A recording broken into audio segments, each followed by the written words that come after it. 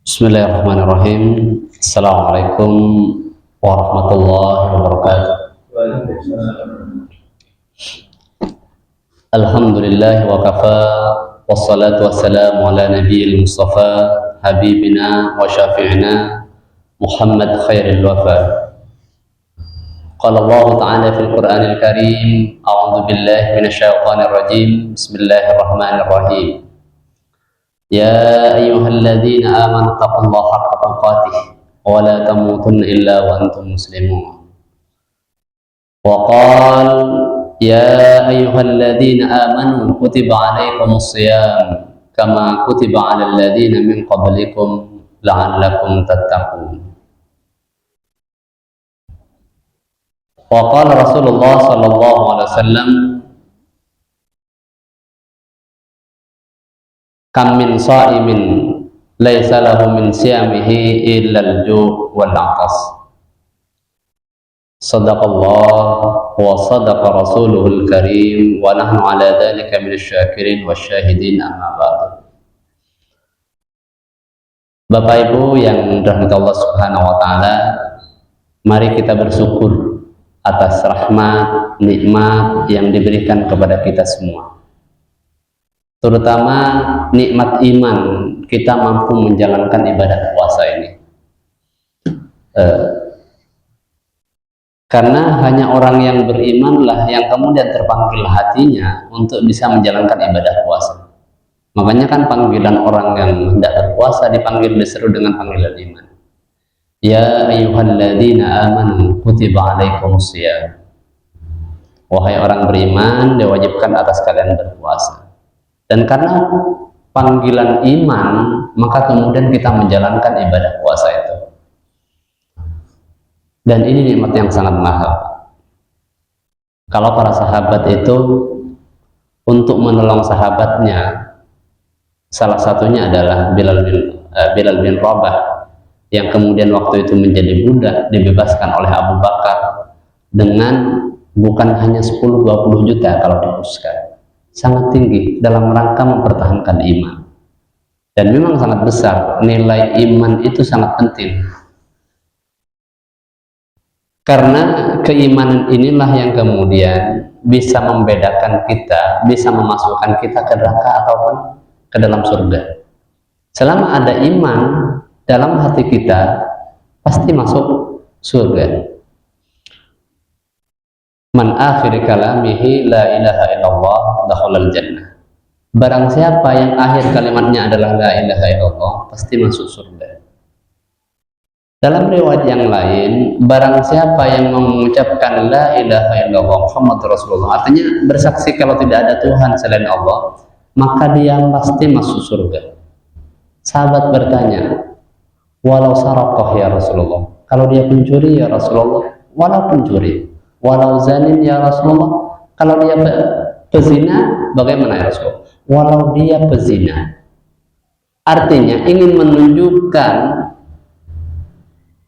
kekuatan atau pengaruh kalimat la ilaha illallah yang ada. Jadi begitu besar, seandainya ditimbang dengan amalan-amalan yang lain, maka la ilaha illallah itu begitu besar di hadapan Allah, begitu berat. Salawat dan salam kita haturkan kepada Rasulullah, sang uswah tauladan. Beliau merupakan contoh tauladan untuk kita semua, dan mudah-mudahan kita bisa meneladani beliau. Jamaah yang dirahmati Allah, ini sudah memasuki bulan Ramadan, meskipun harinya macam-macam ya. Ada yang hari kedua, ada yang hari ketiga ya. Tapi semua itu sama-sama memiliki sandaran atau patokan dalil. Meskipun kita tetap harus yakin dengan dalil-dalil yang kemudian kita ambil, sama-sama punya pegangan dalil, Pak. Misalnya teman-teman Muhammadiyah yang ambil hari Rabu, salah satunya adalah di surat Ar-Rahman, wasyamsu wal qamaru bihusban, matahari dan bulan itu mengelilingi dengan sesuai dengan garis edarnya, artinya bisa dihitung. Kemudian yang mengambil hari Kamis Salah satunya sumu li ru'yatihi wa aftiru li ru'yatihi. Berpuasalah kalian karena melihat hilal, dan berhari rayalah kalian karena melihat hilal. Wa in ghumma fa akmilul addah 30 yauman.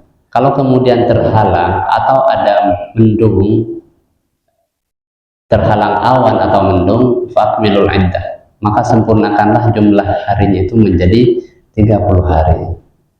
Jadi ketika tidak mampu dilihat oleh mata, atau setidaknya tidak memungkinkan untuk dilihat oleh mata, sahabat-sahabat atau teman-teman yang menggunakan ru'yat itu melihatnya.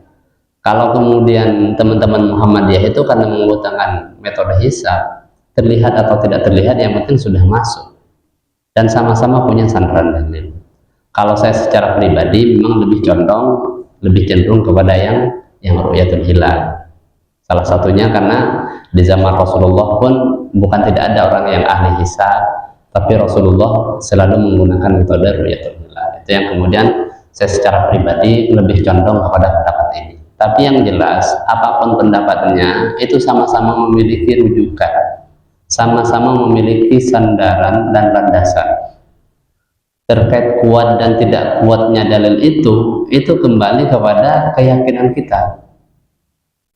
Kalau kemudian kita yakin dengan hisab, maka itu juga kuat menurut kita.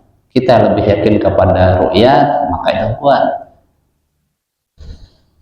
Jamaah yang rahmat Allah Subhanahu wa taala, saya akan membacakan surat Al-Baqarah ayat 215 ya.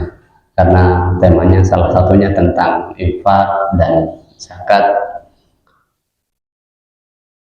A'udzubillahi minasyaitonir rajim. Bismillahirrahmanirrahim. Yas'alunaka madza yunfiqun. Qul ma anfaqtum min khairin falil walidaini wal aqrabin wal yatama wal masakin wa ibnis sabil. Wa ma taf'alu min khairin fa innallaha bihi alim. Yas'alunaka madza yunfiqun. Wahai Muhammad, mereka bertanya kepadamu tentang infak. Kepada siapa sih seharusnya kita itu berinfak? Maka Rasulullah SAW menjawab dengan firman Allah, "Qul ma anfaqtum min khairin falil walidaini."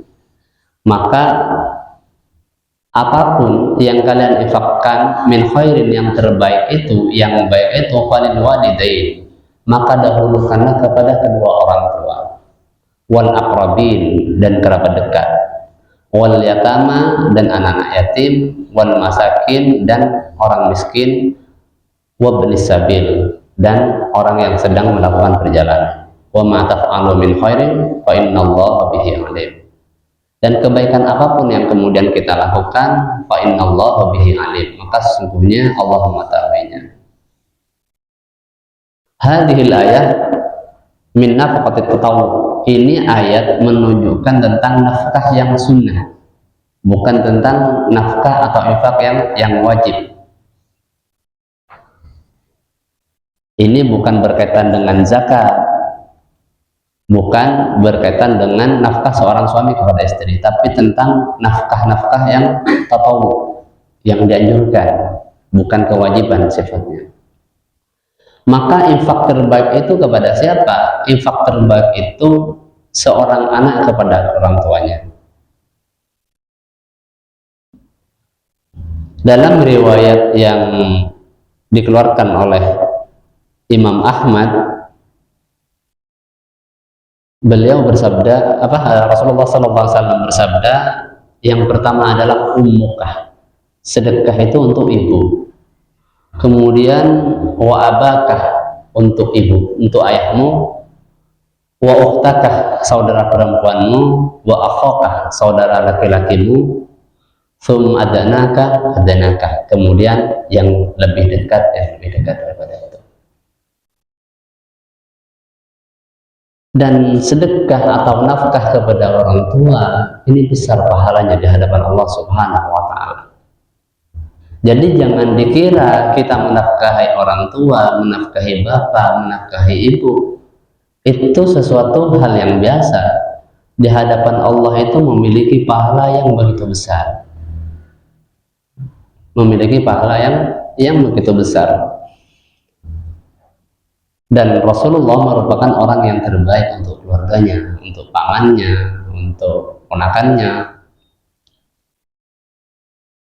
Jamaah yang dirahmati Allah Subhanahu wa taala, Ibnu Katsir tidak panjang lebar menjelaskan tentang ayat ini. Kenapa? Karena karena kita seharusnya memang sudah memahami kepada siapa kita berbuat baik. Banyak di antara kita yang kemudian jor-joran mengeluarkan hartanya untuk orang lain, tapi kemudian keluarga yang seharusnya kita bantu, orang tua yang seharusnya kita bantu, kita lupakan. Kita membantu saudara-saudara kita yang di Aceh, kita membantu saudara-saudara kita yang di Palestina, itu baik dan sangat mulia. Tapi jangan sampai meninggalkan sunnah-sunnah yang ada. Dan jangan juga kemudian karena kita berpatokan sedekah terbaik adalah untuk orang tua, kemudian kita tidak sedekah kepada yang lain.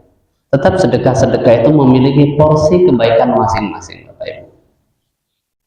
Sedekah itu memiliki porsi kebaikan masing-masing, kepada siapanya, kemudian apa yang diinfakkan, tata caranya, semuanya memiliki keutamaan masing-masing. Kepada orang tua salah satunya karena itu juga bisa menyambung tali silaturahmi. Jadi jangan sungkan-sungkan kemudian ketika tapi orang tua saya sudah cukup, misalnya, orang tua saya sudah kaya, ya tidak masalah, itu bernilai sedekah di hadapan Allah. Silaturahim itu orang senang, Mbak.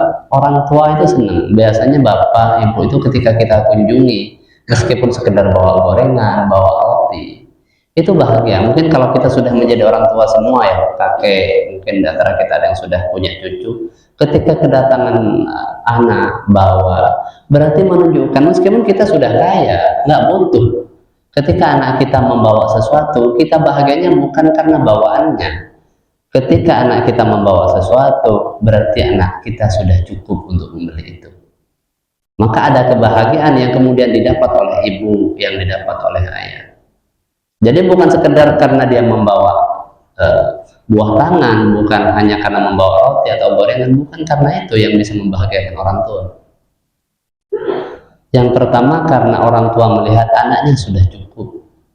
Yang kedua, orang tua itu bahagia karena melihat anaknya baik. Ketika anaknya berbakti, apakah ada yang lebih membahagiakan daripada orang tua melihat anaknya berbakti kepada dirinya?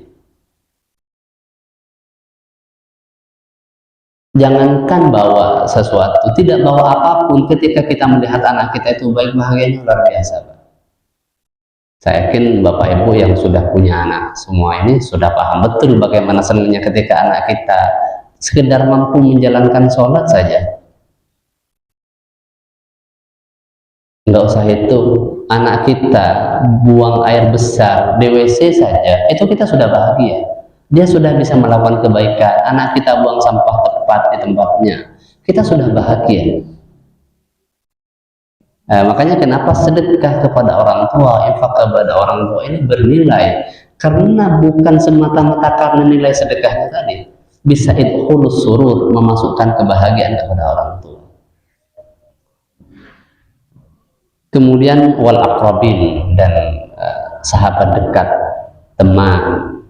Sehingga di antara kita menyambung atau taat kepada orang tua ketika orang tua kita meninggal adalah kita juga berbuat baik kepada teman bapak kita, teman ibu kita. Makanya Rasulullah SAW itu terbiasa bersedekah atau berinfak kepada teman-temannya Khadijah. Kenapa? Dalam rangka kecintaan beliau kepada Khadijah, beliau terbiasa melakukan itu. Rasulullah terbiasa melakukan infak, sedekah dengan itu. Kemudian yang selanjutnya selain orang tua, sahabat atau kerabat, wal yatama, anak yatim. Ini menjadi prioritas. Bahkan kalau dalam surat Al-Ma'un itu cukup kita dikatakan pendusta ketika kita tidak peduli kepada anak yatim. Ara'aital ladzi yukadzibu bid-din. Tahukah kalian siapa yang mendustakan agama itu? Tahukah kita siapa yang tidak benar beragama itu? Tahukah kita siapa yang salah dalam menjalankan agama itu? Fadzalikal ladzi yad'ul yatim. Mereka yang menghardik, tidak menyantuni anak yatim. Dan anak yatim ini mendapatkan perhatian spesial di hadapan Rasulullah SAW. Sehingga kata Rasulullah SAW, ana wa kafilul yatim kahataini fil jannah.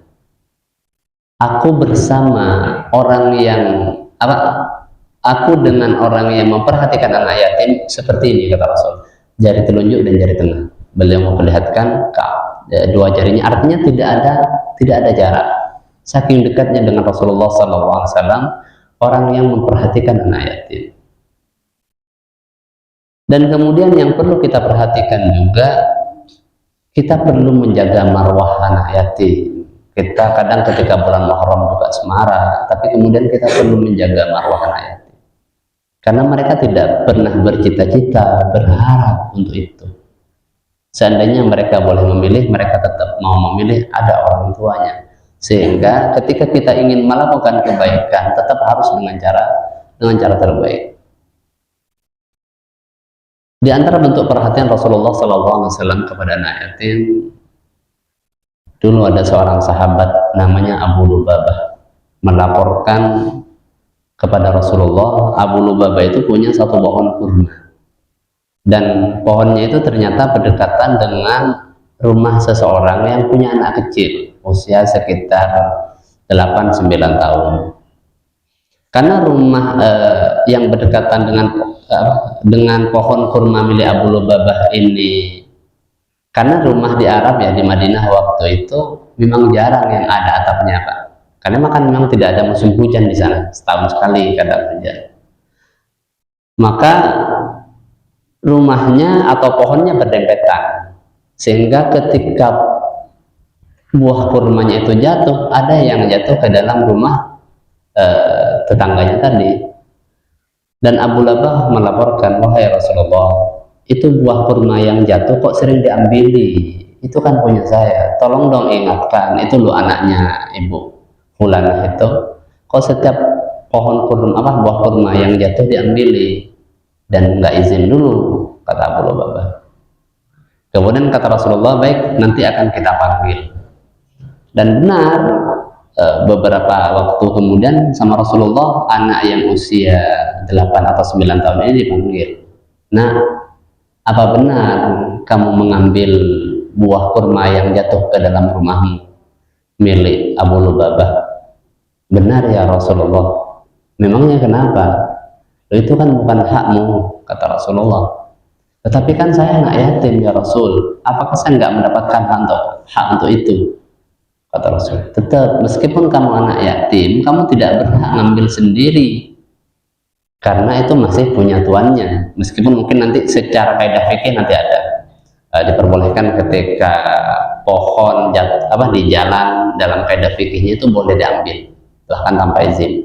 Misalnya di jalanan utama, jalan umum, ada pohon yang buahnya di jalan, itu secara hukum fikih itu diperbolehkan diambil tanpa izin. Meskipun ini tidak lazim di kita. Kalau kemudian kita praktekkan ini kita tidak lazim. Tapi kalau kemudian secara hukum fikih ini juga dibahas, diperbolehkan. Kemudian karena Rasulullah SAW mendengar ucapan anak yatim tadi, anak tadi karena sudah mengaku yatim, loh kamu yatim, kata Rasulullah. Benar ya Rasulullah. Ibu saya sendirian dan tinggal sama saya berdua aja. Bapak sudah lama meninggal. Saya masih kecil, kata anak yatim tadi.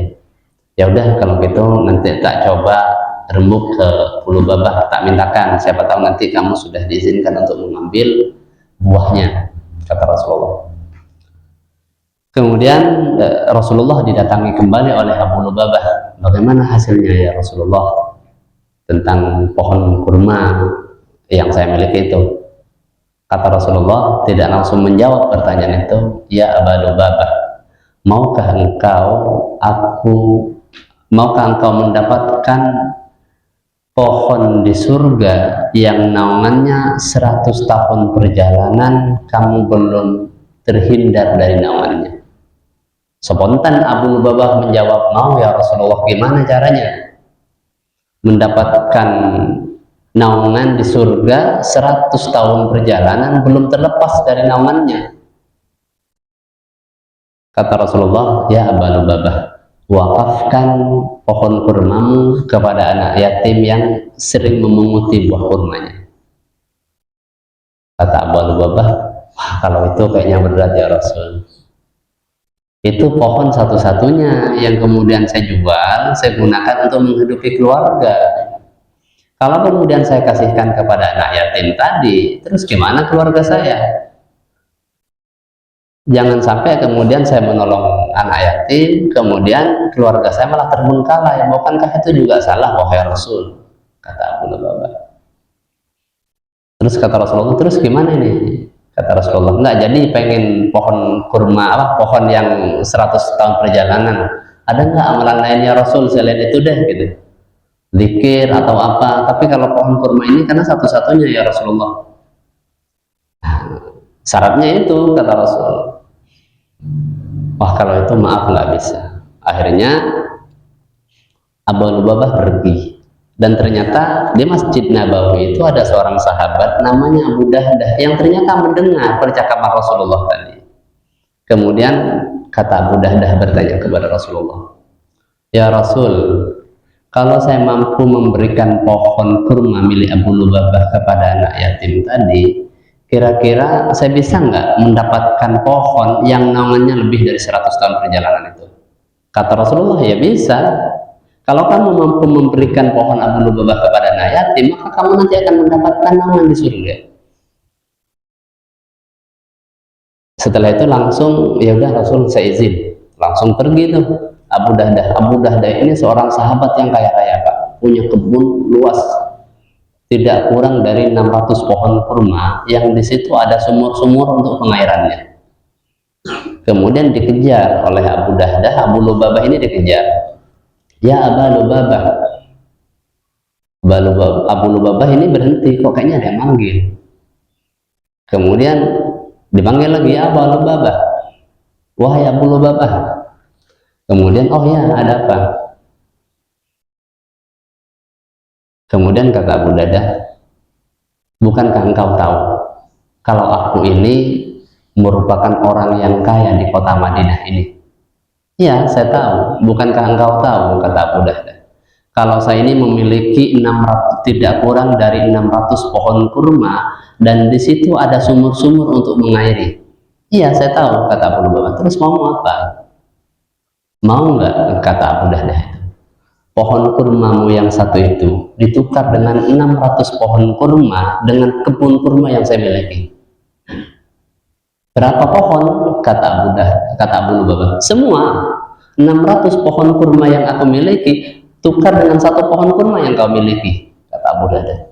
Ya kalau gitu mau, sudah nggak ada tawar-menawar terkait apa ini. Kenapa? Karena jelas itu, dan itu merupakan pohon kurma, kebun kurma terbaik di Madinah. Dan kemudian kalau gitu ya udah deal. Oke. Kemudian Abu Lubabah diajak oleh Abu Dahdah untuk mengetahui batas-batas pohonnya. Dan jauh banget, Pak, luas banget, berhektar-hektar. Karena kan jaraknya nggak jauh kan kalau pohon kurma, sekitar 5-8 meter antara satu pohon dengan yang lain. Sehingga oh ini batasnya. Bahkan ketika itu di dalam kebunnya itu masih ada istrinya Abu Dahdah yang mengambil buah kurmanya sama anaknya.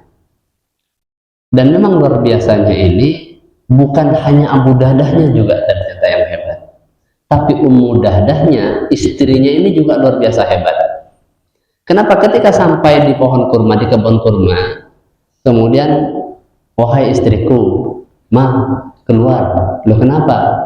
Pohon kurmanya ini sudah saya jual. Laku berapa? Laku pohon kurma, satu pohon kurma di surga. Kemudian jawabannya itu luar biasa. Rabahta ya Abu Dahdah. Kalau demikian baru perdagangan yang beruntung, baru jual beli yang beruntung, kata istrinya. Jadi suaminya nggak izin dulu, suaminya nggak izin, punya pohon kurma, punya kebun kurma, nggak izin sama istrinya, disedekahkan. Kira-kira kalau ibu punya mobil nih, satu-satunya, atau punya rumah karena ada orang butuh, kemudian sama suaminya disedekahkan, kira-kira apa yang terjadi? Bisa gelut, Pak. Tapi kemudian Dahdah ini karena memang sudah terdidik, bahkan kurma yang sudah dipunguti tadi dikembalikan lagi, saking takutnya terkotori sedekah pahala sedekah yang dikeluarkan. Kalau kemudian berpikiran bukan karena berharap akhirat, kan bisa aja ditukar dengan 10 pohon kurma. Kita yakin Abu Lubabah akan mau, dan ada sumurnya juga kan. Tapi Abu Dahdah dalam berinfak, dalam berinvestasi akhirat tidak hitung-hitungan. Kemudian pergi ke Rasulullah, ya Rasul, sekarang pohonnya Abu Lubabah sudah menjadi milik hamba. Nah terus gimana caranya? Ya saya tukar dengan semua pohon kurma yang saya miliki. Loh terus kamu dengan keluargamu apa? Kan ada engkau dan Allah, yang engkau Allah itu maha kaya, dan engkau sebagai fasilitas, dan saya punya kemampuan untuk menggarap sawah, dan saya punya kemampuan untuk membantu tetangga. Ya Rasulullah, satu pohon kurma yang saya miliki ini, yang saya tukar dengan pohonnya Abu Lubabah ini, saya wakafkan untuk anak yatim tersebut.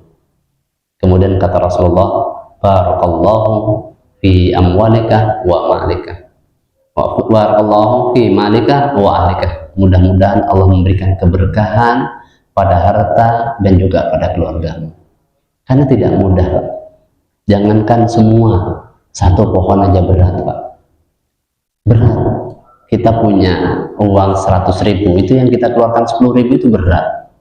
Punya uang 100 juta, kita keluarkan 1 juta, itu berat banget. Kalau tidak karena dorongan iman.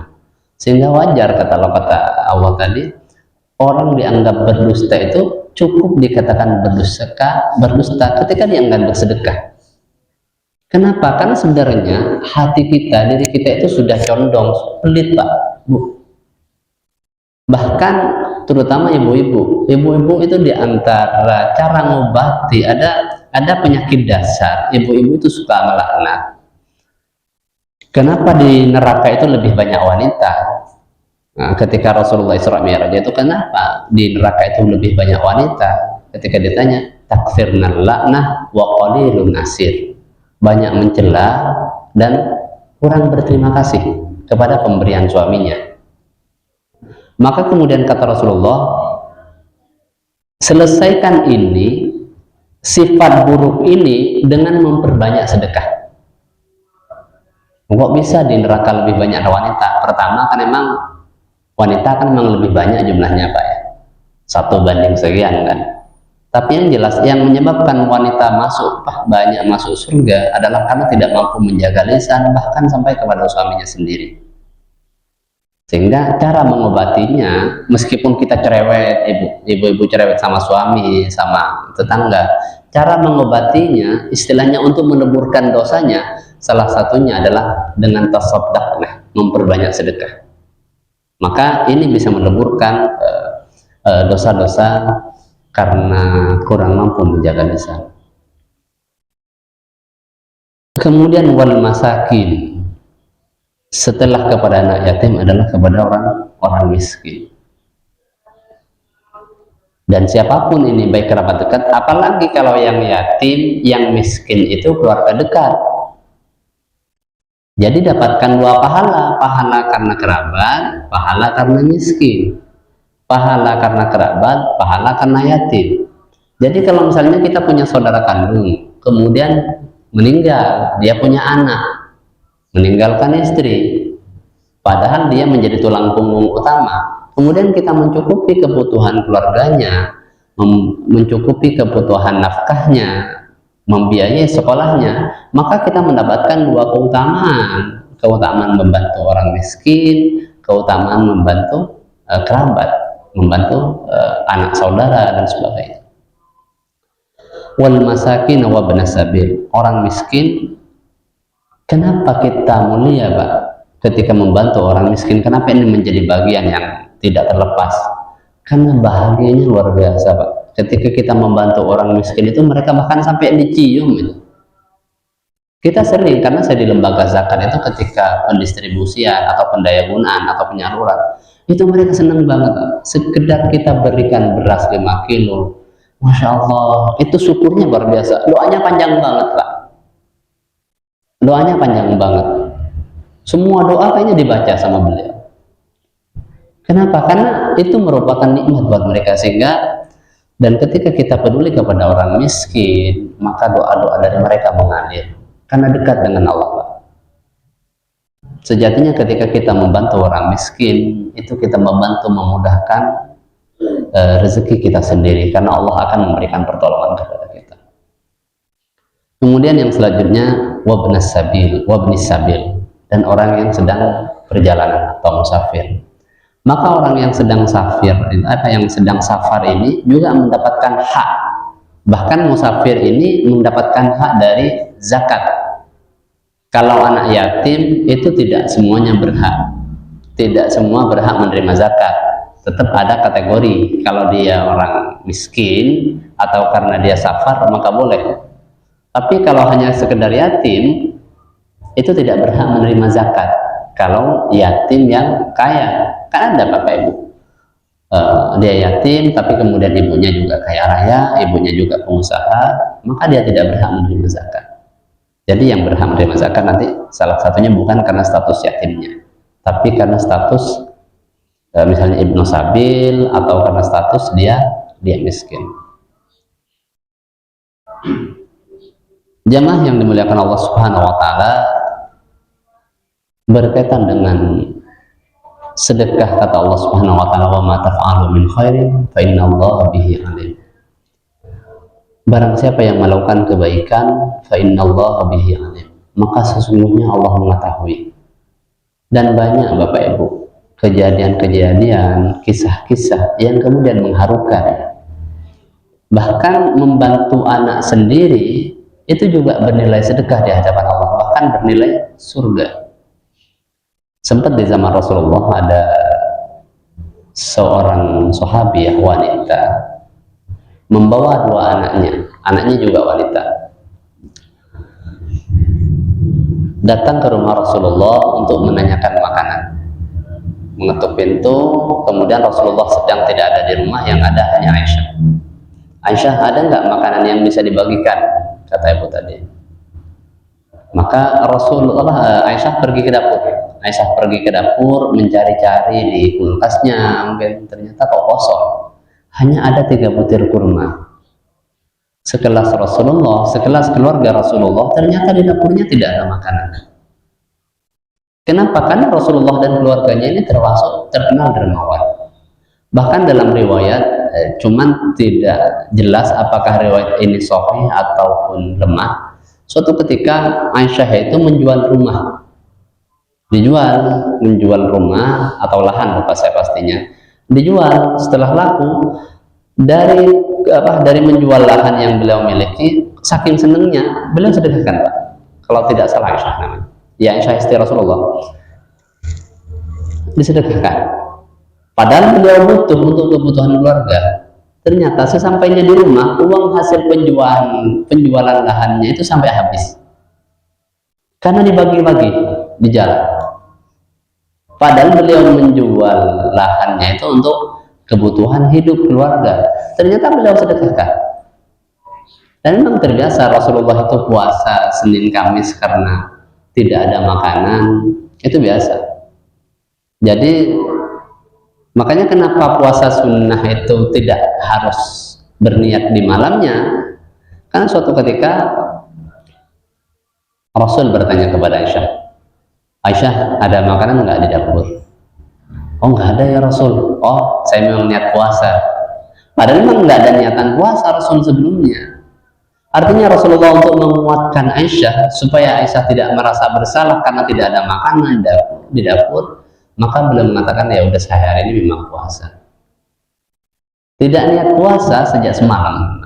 Kemudian karena siang mau makan, beliau ternyata nggak ada makanan di dapur, maka beliau puasa sunnah. Artinya di dapur Nabi yang panglima perang, kemudian pemimpin umat, ternyata di rumahnya, di dapurnya tidak ada makanan.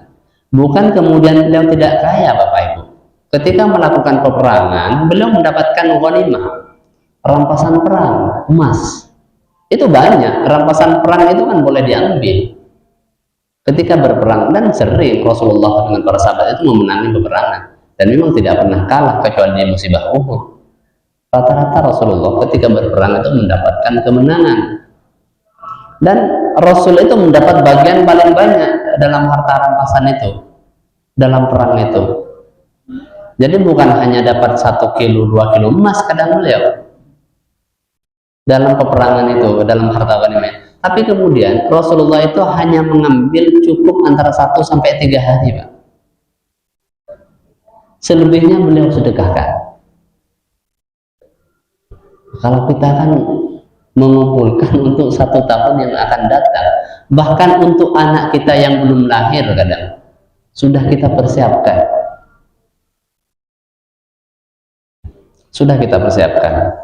dan memang kualitas keimanan kita, meskipun kadang kita sudah belajar, termasuk saya secara pribadi, ketika saya mau menikah dulu itu sempat tertampar secara perkataan oleh bapak saya. Bapak saya itu tidak sekolah.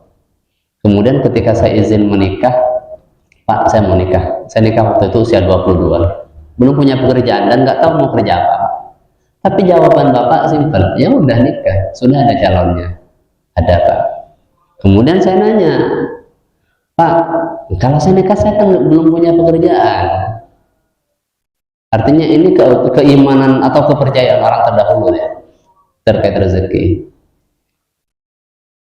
Tapi kamu kan mau kerja, kata Bapak. Iya, tapi kan belum tahu mau kerja apa.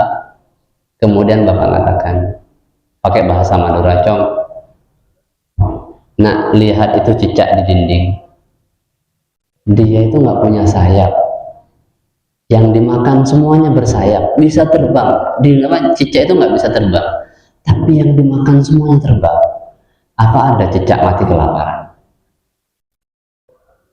Enggak ada, kata beliau. Lantas kenapa kamu yang sudah saya sekolahkan mondok 6 tahun kok kemudian masih ragu dengan kekuasaan Allah? Bapak memang tidak mengenyam pendidikan, cuman beliau sudah menjalankan kehidupan berpuluh-puluh tahun ya, menghidupi anak-anaknya. Kami bersaudara itu 12, Pak, yang hidup 10 sampai sekarang. Jadi kami keluarga besar. Termasuk saya mengikuti jejak langkah Bapak. Anak saya alhamdulillah juga sudah 6. Anak saya 6, Pak. Dan itu yang kemudian mendasari saya kenapa kok nggak pernah khawatir. Itu saya punya anak, Pak. Mungkin kalau sekarang termasuk janggal ya punya anak. Itu. Tapi kalau di keluarga Bapak itu, saya saudara itu 10 yang masih hidup, 12 bersaudara. Istri juga sama dari keluarga besar, istri itu saudaranya 15. Jadi sama-sama dari keluarga besar. Dan bersyukurnya alhamdulillah hingga saat ini Allah kasih kecukupan, Allah kasih rezeki min haitsu la yahtasibnya. Itu dengan caranya Allah kasih kemudahan, meskipun tetap harus ikhtiar. Artinya kadang memang keimanan kita, Pak, keimanan kita kepada Allah yang kemudian tipis. Kalau rezeki itu kan sudah Allah jamin. Kalau kemudian kita di pondok itu hafal betul, Pak. Wa ma min dabbatin fil ardi illa 'ala Allahi rizquha. Tidak ada satu binatang melata pun yang hidup di dunia ini kecuali Allah tanggung rezekinya. Tapi kita masih ragu aja, Pak, takut aja. Ada ustaz kami itu namanya Ustaz Mukhtar. Kalau kamu ingin menghitung nikmat Allah, jangan hitung yang akan datang, tapi hitung yang sudah berlalu. Seberapa banyak nikmat Allah. Kadang kalau kemudian kita kalkulasi, penghasilan kita itu nggak cukup, Pak, untuk menghidupi kebutuhan kita, untuk menghidupi kebutuhan istri, juga menghidupi kebutuhan anak. Tapi nyatanya tidak punya hutang untuk kebutuhan itu, ada aja. Kadang gaji kita jelas pas, misalnya hanya sekian misalnya, tapi pengeluaran kita sering lebih dari gaji kita, kecuali mungkin yang pengusaha ya. Tapi kalau kemudian yang bapak-bapak yang PNS, kemudian yang pegawai swasta, itu sering 1 bulan itu pengeluarannya lebih banyak daripada pendapatannya. Tapi kok cukup gitu? Ketika kalau kemudian dikalkulasi, artinya ini menunjukkan kalau memang rezeki sudah Allah jamin, yang belum Allah jamin itu memang urusan akhiratnya. Memang kita harus benar-benar berjuang. Rasulullah sekelas Nabi itu masih melakukan sedekah luar biasa. Kita bukan Nabi, bukan sahabat, tapi dengan enjoynya sedekah sedikit, mengeluarkan sedikit. Maka idealnya kita sudah bisa memulai untuk melakukan sedekah. Tidak apa-apa Pak, dipaksa. Makanya kenapa latihannya itu dari kerabat dekat, supaya tidak terkesan terpaksa tadi. Kalau kita kemudian langsung lompat, itu kadang itu beneran nggak dipakainya, itu beneran nggak sesuai alokasinya. Nah, itu dipakai untuk apa? Misalnya ada orang minta-minta, kita nggak kenal, kita ngasih 5.000 saja, itu kadang masih banyak tanda tanya. Kenapa? Karena kita tidak kenal. Makanya dianjurkan infak terbaik itu kepada orang tua. Kita sudah tahu, kepada sanak saudara, oh kita tahu. Itu yang kemudian dianjurkan. Oke, mungkin itu yang bisa kita sampaikan pada kesempatan kali ini. Mudah-mudahan Allah menjadikan kita pribadi yang dermawan, pribadi yang peduli, pribadi yang dekat dengan Allah Subhanahu wa Ta'ala. Karena sejatinya as-sahiyun qaribun minallah, qaribun minal jannah, wa qaribun minan nas. Orang yang dermawan itu dekat dengan Allah, dekat dengan surga, dekat dengan manusia. Kemudian orang yang bakhil itu ba'idun minallah, ba'idun minal jannah, atau qaribun minan nar, wa ba'idun minan nas. Orang yang pelit, orang yang bakhil itu jauh dari surga, dekat dengan neraka, jauh dari manusia. Mungkin itu, mohon maaf apabila ada salah dan hilaf. Akhir kalam, assalamualaikum warahmatullahi wabarakatuh.